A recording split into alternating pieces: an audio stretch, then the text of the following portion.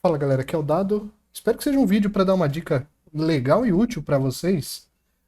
Isso aqui tem no meu curso de Clip Studio Paint na Udemy, essa é a ideia.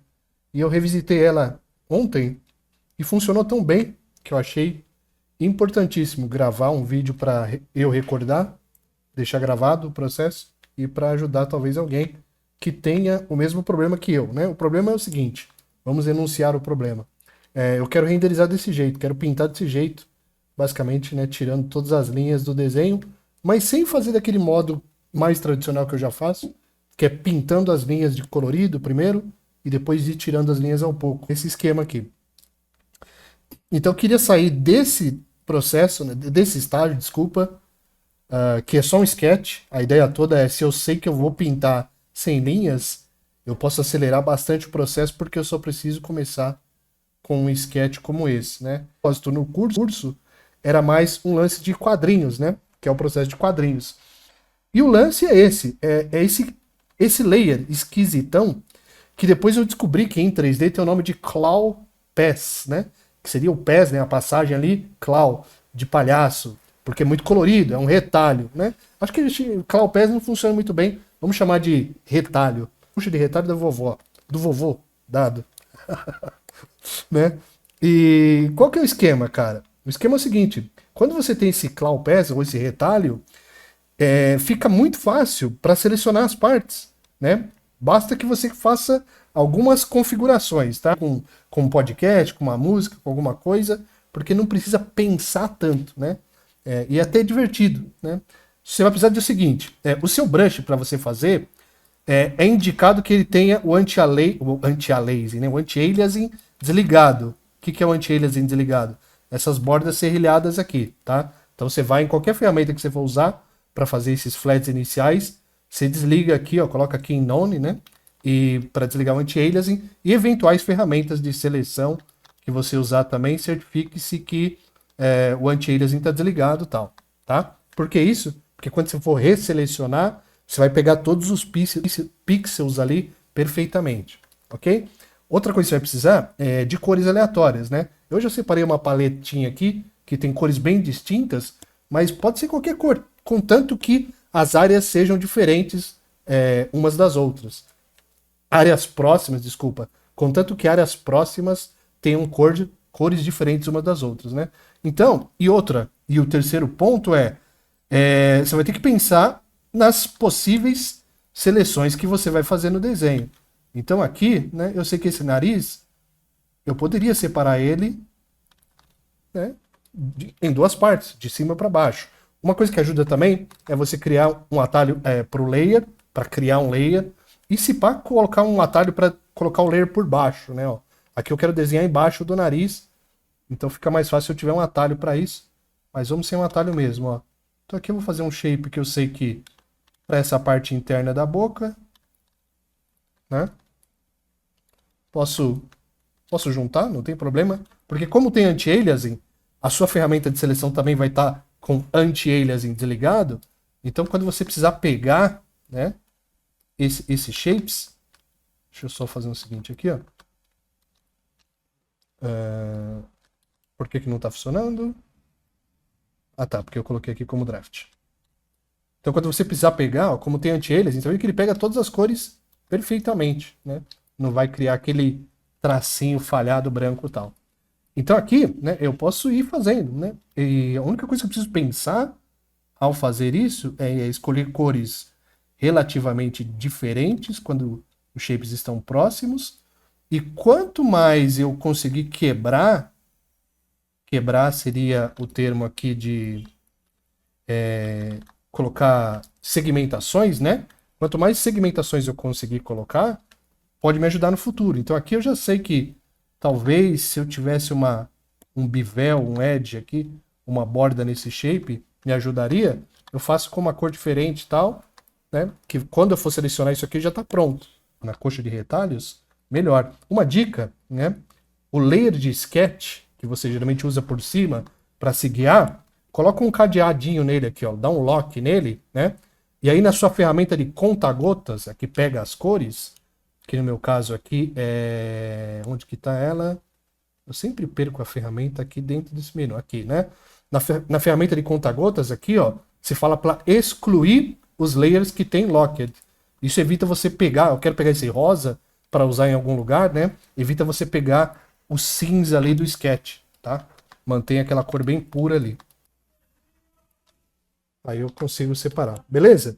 Né? Então, quanto mais você prevê o tipo de área que você vai fazer um shading, melhor, né? Por exemplo, né, se eu quisesse, só dou um exemplo, não sei se eu faria isso. Se eu quisesse jogar um highlight aqui embaixo, né, se eu sei que aqui vai ter, manja aquela bordinha como se a luz pegasse embaixo do volume da boca, eu já posso prever isso e criar uma seleção, porque no futuro vai me ajudar. Talvez eu tenha que esmaecer, né, dar um blurzinho nessa seleção, mas beleza.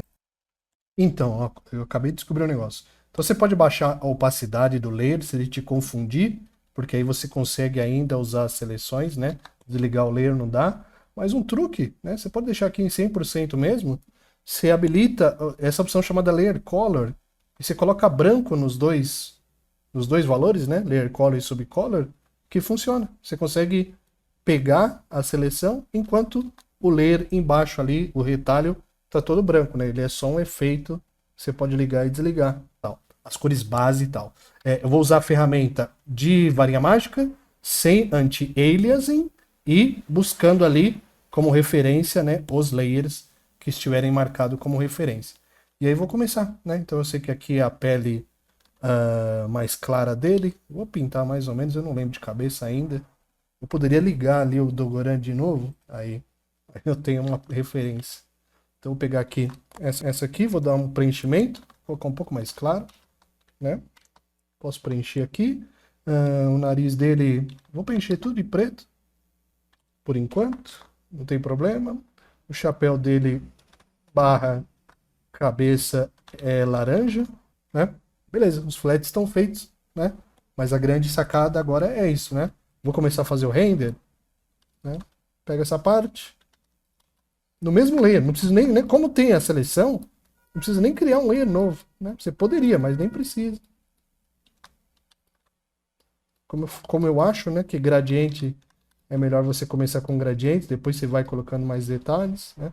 Tá vendo? Ó, aqui eu poderia ter colocado um filetezinho, se eu quisesse que esse capacete parecesse que tinha uma borda, né? Eu poderia colocar. E nada impede, né? Eu poderia não, eu posso colocar. Nada impede que você volte ali no seu layer de retalho e faça leves ajustes, né? Então se eu quero criar essa borda, nada impede que eu volte. Mais uma vez, esse layer não está atrelado a nada. Imagina se fosse um flat. Aí você teria que refazer o layer de flat e tal. Complica. Então aqui, né, voltar o layer aqui para branco. Né? Quero pegar essa bordinha aqui, ó. Uf, né, peguei. Joga aqui um pouquinho mais escura. Sacou? Vou pegar essa parte aqui. Né? Aí em outros vídeos você já deve ter visto alguma coisa que eu falo sobre cor de sombra, cor de luz, aí vai com você, vai do que você quiser, do jeito que você quiser pintar, né? Ah, quero colocar uma sombra mais dura aqui, pô, tá tudo selecionado, é só vir agora com outro brush um pouco mais duro, né? Seleciono aqui, quero uma sombra mais dura aqui, mais escura. Quero começar a colocar uns Ambient Occlusion. Facinho, cara. Só pintar bem pertinho, né? Pode esconder a seleção com Shift H. Mas, meu, tenta né, fazer isso aqui na mão, sem essas seleções. Dá pra fazer, lógico. Mas é tão estressante, tão difícil, que acaba tornando o processo de pintura um pouco pintura. Acho que esse é um lance muito interessante, cara. A gente tem a tendência de usar, emular um pouco demais, talvez, alguns processos de arte tradicionais na arte digital. E às vezes a gente pode ficar um pouco preso com isso. Várias seleções tal, várias máscaras para usar o airbrush. Talvez é assim que os caras faziam antes. Mas a ideia aqui é que você está pintando digital e você está usando processos bem digitais, assim, não está muito... Ah, não, só porque eu vou fazer uma pintura, eu vou usar só um brush, um layer, né? Dá para fazer, mas para quê? Né? Na posição da luz, né? Mas se você coloca só gradações de cor, você já consegue um efeito bem bacana.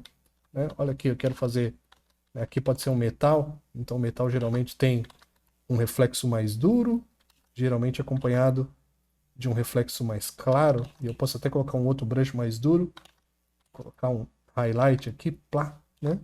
Aqui, tá vendo? Eu poderia ter feito uma parte interna, né?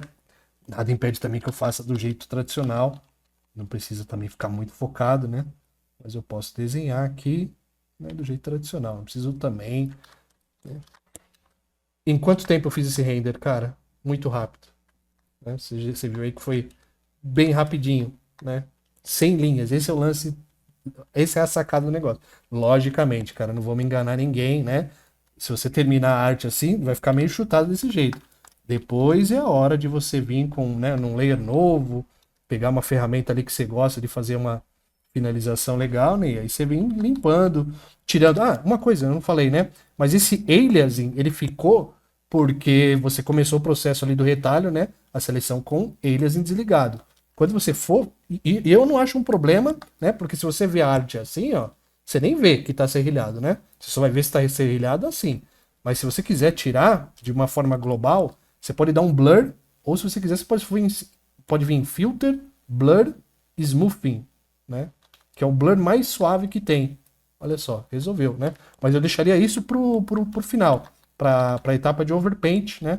Que aí sim, agora você pode pegar um brush, corrigir alguns shapes, né? Usar bastante o esqueminha de conta-gota. Se quiser colocar uma textura, você pode pegar um brush com textura ali, né? Deixa eu pegar um blend aqui que eu tenho, que tem uma textura tipo esse, né? Você pode transformar numa pintura digital, né? Porque você já colocou as cores, né? A ideia toda de colocar um gradiente antes é porque você já tem as cores meio que na paleta, mais seco e tal, e vai colocando essas pinceladas, né? Se você quer esse efeito de pintura digital assim, tradicional.